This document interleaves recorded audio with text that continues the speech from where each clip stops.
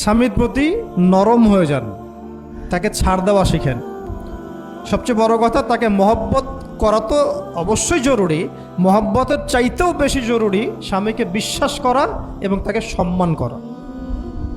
এমন কোনো কথা এবং কাজ না করা যেটা স্বামীর গায়রত বা ব্যক্তিত্ব আঘাত করে। আমি পয়েন্টটা হয়তো বোঝাতে সক্ষম হয়েছি। ভালোবাসা অনেক গুরুত্বপূর্ণ বিষয়, ঠিক আছে, কিন্তু ভালোবাসা শুধুমাত্র একমাত্র গুরুত্বপূর্ণ বিষয় নয়। আরও গুরুত্বপূর্ণ বিষয় হচ্ছে বিশ্বাস, সম্মান এবং আনুগত্য। বিশ্বাস, সম্মান এবং আনুগত্য। এখনো বলতে পারেন যে আমার স্বামী আমাকে অন্যায় কাজে আদেশ করলে কি আমি আনুগত্য করব? কখনোই না। যখন স্বামী আপনাকে কোরআন সুন্নাহর দিকে আপনাকে ধাবিত করবেন, তখন আপনি তার আনুগত্য করতে বাধ্য, এবং এটা আপনার জান্নাতে যাওয়ার মাধ্যম বটে। এই হাদিসটা খুব ভালো করে মনে রাখতে হবে যে এই পৃথিবীতে কেউই আল্লাহ পাকের পরে সিজদা পাওয়ার যোগ্য না। এমনকি নবীদেরকেও আল্লাহ পাক সিজদা করতে বলেন নাই, কিন্তু সেই নবী আমাদেরকে কিন্তু বলেছিলেন যে যদি আল্লাহ পরে কাউকে আমি সিজদা করতে বলতাম, তাহলে আমি স্বামীদেরকে সিজদা করতে বলতাম। এটাকে তসলিমা নাসরিন স্টাইলে বুঝলে হবে না। ওরা এটাকে এভাবে নিবে যে ইসলাম মেয়েদেরকে দাসত্বের শৃঙ্খলা আবদ্ধ করতে চাচ্ছে, হ্যাঁ, আত্মস্বাধীনতা দিবে না ইত্যাদি। আমরা দেখব পরকালে আমি জান্নাতে যেতে পারছি কিনা। আল্লাহ পাকের হুকুমের চাইতে আমার কাছে কোনো যুক্তি বড় নয়। আল্লাহ পাকের হুকুমের চাইতে আমার কাছে কোনো যুক্তি, বিজ্ঞান, প্রযুক্তি এগুলো বড় মানদণ্ড নয়। শুধুমাত্র স্বামীর আনুগত্য, বিশ্বাস, সম্মানের বদৌলতে দেখা যায় যে পুরোটা জীবন এই বেচারা আপনার জন্য ঢেলে দিবে ইনশাআল্লাহ। আর এই জায়গায় যদি দেখা যায় ঘাটতি থাকে, তখন কোনো কোনো ক্ষেত্রে ভালোবাসা যথেষ্ট হয়ে ওঠে না। এবং আপনারা জানেন এই শহরে ডিভোর্সের সংখ্যা দিন দিন বাড়ছে। কেন? এইগুলো মেজর কারণ আছে। হ্যাঁ, আমি বলছি না যে সব ছেলেই একেবারে পারফেক্ট, কখনোই না। ছেলেরাও যেমন সাহাবী না, মেয়েরাও সেরকম মহিলা সাহাবী না।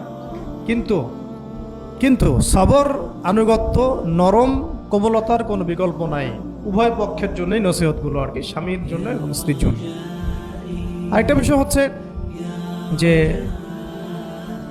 স্বামীর পরিবার নিয়ে খোঁটা না দেওয়া, স্বামীর যে বাবা মা ভাই বোন এই ব্যাপারগুলো নিয়ে খোঁটা দেওয়া না দেওয়া বা খোঁচাখুচি না করা, এবং তার যে অবদান আপনার প্রতি এটাকে অস্বীকার না করা, কুফরি না করা। একটা হাদিসের মধ্যে নবী সাল্লাল্লাহু আলাইহি ওয়াসাল্লাম কিন্তু বলেছেন যে বেশিরভাগ নারীর জাহান্নামে যাওয়ার কারণ কি? সাহাবীরা জিজ্ঞাসা করেছিলেন। তিনি বলেছেন তারা কুফরি করে। কি কুফরি করে? তারা কি আল্লাহর সাথে কুফরি করে? নবীজি বলেছেন না, বরং তারা সারা জীবন স্বামীর যে দিয়ে যাওয়া যে স্যাক্রিফাইস বা অধিকার, এটাকে হঠাৎ করে অস্বীকার করে বসে, হঠাৎ কোনো একদিন অস্বীকার করে বসে। এটার কারণে দেখা যায় আল্লাহ পাক নারাজ হয়ে যান। আল্লাহ রাব্বুল আলামিন তো একজন ব্যভিচারী নারীকেও জান্নাত দিয়েছেন মাত্র কুকুরকে পানি পান করানোর কারণে। আবার একজন নারীকে বিড়াল বেঁধে রেখে কষ্ট দেওয়ার কারণে জাহান্নামে দিয়েছে।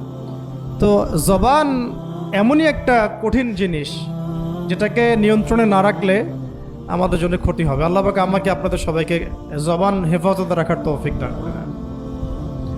আর কিছু বিষয় হচ্ছে, কিছু শাসন সমাজে থাকে, মানে পরিবারের মধ্যে থাকে। এই শাসনগুলো কখনোই মেয়েদেরকে বিপথে নিয়ে যাওয়ার জন্য নয়, বরং যে আপনাকে মহব্বত করবে সেই আপনাকে শাসন করবে। যে আপনাকে মহব্বত করে সেই কিন্তু আপনাকে শাসন করবে। যার আপনার ব্যাপারে কোনো কেয়ার নাই সে কিন্তু আপনাকে শাসন করতে আসবে না।